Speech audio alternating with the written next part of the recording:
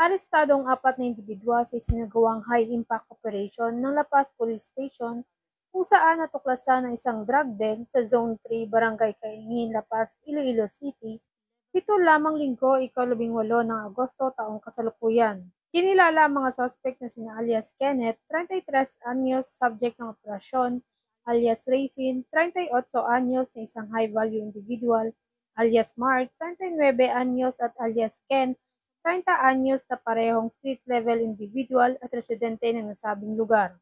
Ayon kay Police Captain Marlon Perez, hepe ng La Paz Police Station, ipinahayag niya na mahigit isang linggo ang kanilang isinagawang pagmamanman laban sa mga sospek. Nakuha sa kanilang pag-aari ang 5 sachet na pinaghihinalaang shabu, kasama na ang buy-bust item at 4,500 na buy-bust money.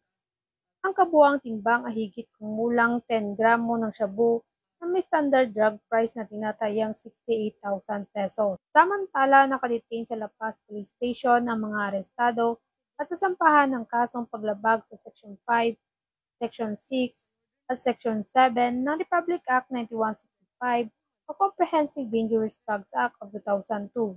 Patuloy ang pagsusumikap ng Iloilo City PNP na matigil ang ganitong operasyon ng ilegal na droga upang mapanatili ang katahimikan sa buong Western Visayas. Mula rito sa Police Regional Office 6, ako ang inyong Police News Network Correspondent, Patrolwoman Raisa Valencia, alagad ng batas, tagataguyod ng Balitang Pulis.